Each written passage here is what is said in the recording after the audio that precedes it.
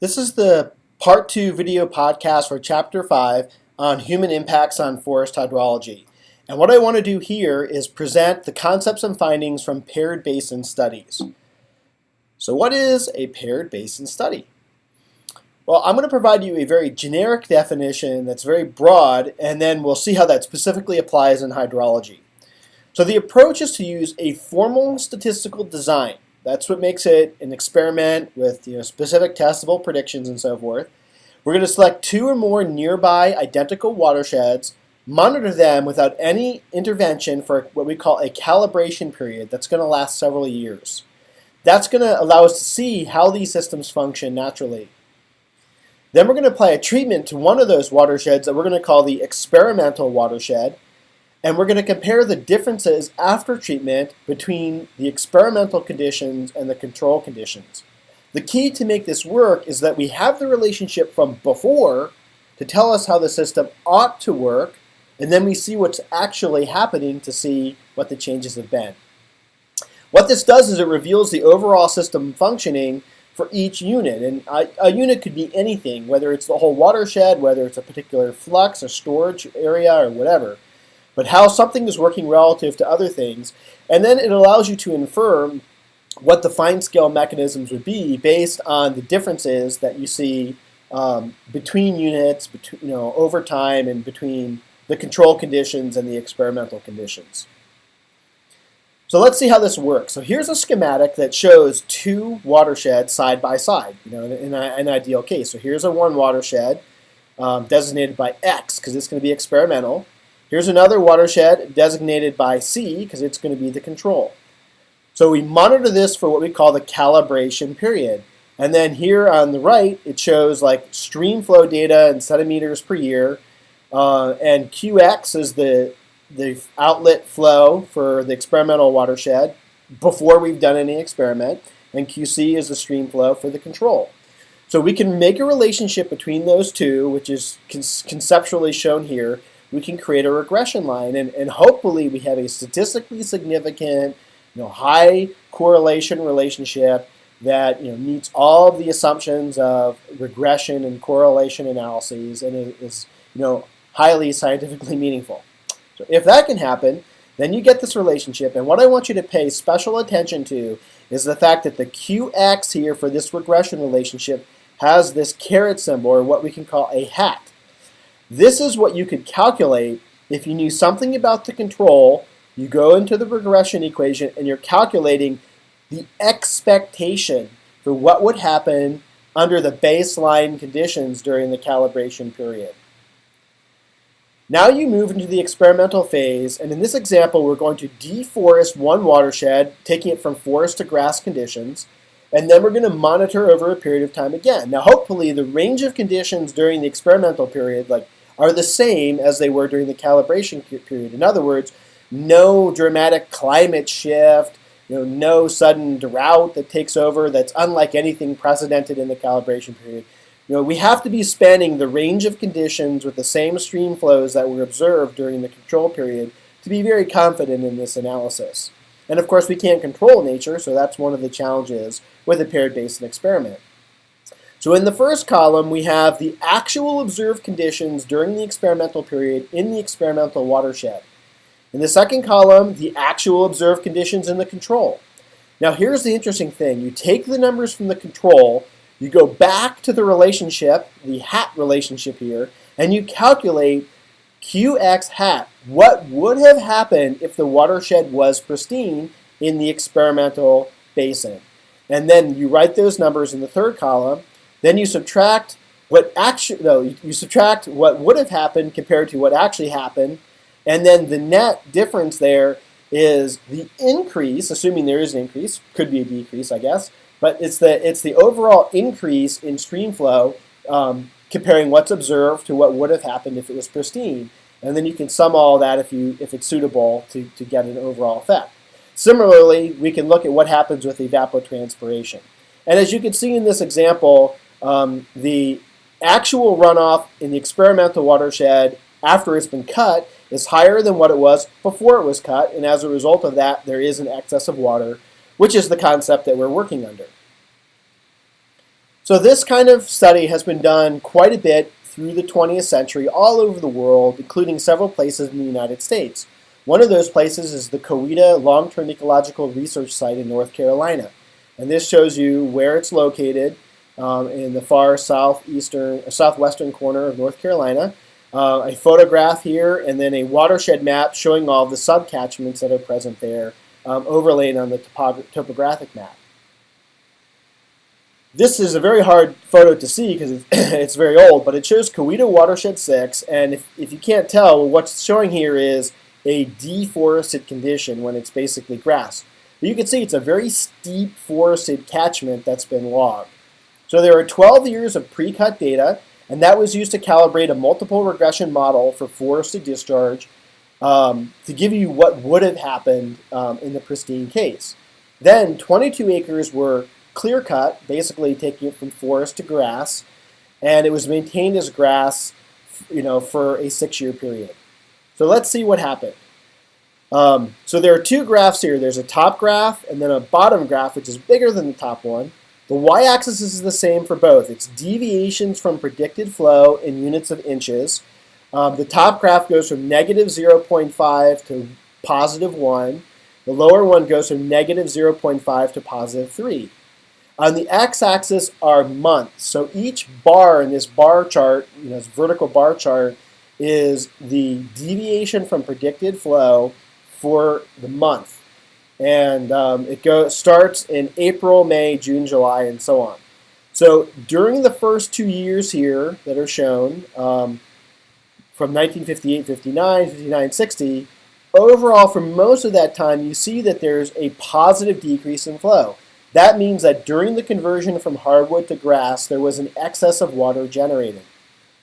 Notice this green bar. I'll say more about that on the next slide, but you can see that during that period, and in fact in most years during the conversion and after the conversion, there is actually less water present in those months after logging than there was before.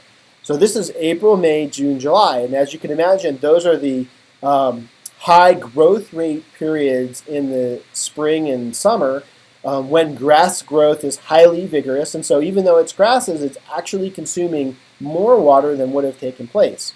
However, during the other times of year, particularly 1961, 62, March through February, like a whole year period there, you can see this surplus of water during that rainy period. And then for most of the rest of the time, a surplus, including a particularly couple of rainy periods there in 64. So if we look at it in summary, the discharge increased by a factor of 2.9 inches during the conversion period. During that green period, dense, vigorous grass used up a lot of water in the first year after cut. High rains in summer of 1962 caused more water yield. Large rainfalls thereafter caused large excesses of water. And note that we don't have the regression curves there, but it's possible for very large events that the predictive model may not have applied to those large events. So it's the second time I'm warning you. Hopefully your calibration period covers those events, or if you extrapolate, you don't have to go out too far of the observed range. The summary here, though, is that while grasses can be vigorous and use up a disproportionate amount of water during a brief time when they're growing, overall, for the long term, the large storms will overcome the storage capacity of grass relative to trees, and you will have more runoff, particularly when there's enough water. Similarly, if we look at the H.J. Andrews LTER in the Western Cascades of Oregon, a lot of research has been done here, but often with each place has a different flavor, and so the flavor here is to focus on the peak discharges. So here's a calibration between watershed 2 discharge and watershed 1 discharge prior to treatment. Here you can actually see the regression line. There's some scatter. The regression line is shown as the solid line, R squared of 0.8, P less than 0.001, so pretty strong relationship there. The dashed line shows the 90th percentile confidence limit on the high side. We don't care about the low side. So this is the forested pre-treatment condition. Then we do the experiment. The solid line continues to show the pre-treatment relationship, and then the dash dot dot dash dot dot line shows the new post-treatment regression. You can see that the majority of the data skews on the high side. Most of it is even above the 90th percentile line from the pre-treatment regression line. That's the dashed line. And of course, the new regression line is well above. We have a reasonably high R-squared and p-value again. So we can see a shift here in discharge as a result of that logging. Well, as you can imagine, everybody all over the world has done deforestation studies. And so in 1982, Bosch and Hewlett produced a meta-study. A meta-study is when you aggregate the results from many pre-existing studies into one and you see what you can find out. Now this graph is pretty hard to see, so I'm going to show you a cleaner version 2 slides down. But what this is showing here is percent reduction in cover. So 100 means 100% deforestation. 0 would be no loss of forest. And then the y-axis here is annual stream flow increase, so how much additional water was gained. And you can see that actually there have been very few studies that, of course, have done anything less than 20%, but you can see that the numbers get pretty close to a small number. And there's definitely a desire to see more studies with more subtle reductions, but given all the uncertainty in measurement, you have to have a signal that's bigger than the noise, which means you have to do enough reduction in cover to see an effect. And really, there seems to be a threshold of around 20% deforestation, whereas if you have less than that, it's hard to see an effect in water yield. But as you can see, most studies have done the 100% clear cut, right? Because that's the fun thing to do. Let's just log the heck out of it and see what happens. Now, why are there 3 lines here? Well, it's very hard to see, but the lines relate to either coniferous, deciduous, or scrub. And so conifers show the biggest effect of deforestation for any given percent reduction in cover, and scrub shows the least. Each of the symbols actually has a number, which is the study citation. So if you ever want to see, you can go look that up. Jumping ahead 2 slides, here's a cleaner version of those results, just showing the conifer versus deciduous results. And the main thing here is that at 100%, there's a lot of scatter. And so that's fairly confounding. But remember, like I showed you in the part 1 video podcast, that depending on geology, land use, altitude, soils, just mountain conditions, you're going to see very different responses. So that explains why that effect is so different. So in summary, what they found is that conifer and eucalypt forests see a 40 millimeter change in annual yield per 10% cover loss. Deciduous hardwoods 25 millimeters, and brush and grasslands 10 millimeters. No measurable impact when the cut is less than 20%. No studies have ever observed a drop in discharge after logging relative to what was there before, other than what I already showed you for places like Goeta, where you have a vigorous growth period for a brief period of the year, but that's a small percent of the total water. And of course, changes in water yield are more persistent in arid regions because they have a slower biological tempo and it takes longer for them to recover. Let's look at a few other effects. Here's an analysis from the Fraser Experimental Forest of Colorado, showing what I already mentioned before, that if you log a forest, you get a higher snow water equivalent snowpack. So logging actually increases the snowpack because you're removing the interception and evaporation effect, and that's more important than the benefit that you get from protecting existing melt from snow. Although, as I'll show you much later in this quarter, when we look at computer simulations of snow melt, there's a huge difference in snow melt pattern and process, whether you're forested or not. In terms of snow melt chemistry, in all these graphs, the top line is the clear cut, the bottom line is the control. We can see increased quantities of all these elements, calcium, potassium, and so on. So basically are releasing more material as a dissolved constituents. Now this is an interesting one because it shows a different style. So the way I like to look at this is start at the y-axis. So for a given flow of 1/10 of a millimeter per day, if we go across here, we can find that about 20% of the time, only 20% of the time, flow exceeds 0.1 millimeters per day when we have a well-established forest, like an 8-year-old forest. When we have a new forest, though, 1%, I'm sorry, 0.1 millimeters per day is exceeded like, 50% of the time. So 50% versus 20%. So much more frequently. So in the absence of trees, you get more water, and this percentile or percent rank function is another way of illustrating that. And then finally, we can look at the deforestation effect on sediment loading. Here, 100% means 100% forest cover, and 0 means no forest. So it's the opposite of what the Bosch and Hewlett graph was showing. And on the y-axis, we're going to look at sediment reduction ratio. So this is like if a forest was coming back. As a forest come back, you would be getting more and more forest cover, and you would be having a reduction in sediment yield out of that watershed, or sediment loads to the streams. And so this is the amount reduction. So at the pristine condition, you've removed the effect of human activities. Now, the way that this graph was originally shown, you can see that there's a curve here shown in black that goes through that data. And so you can fit a nonlinear function to that and present it as if it's a continuous function. And that's a perfectly reasonable interpretation.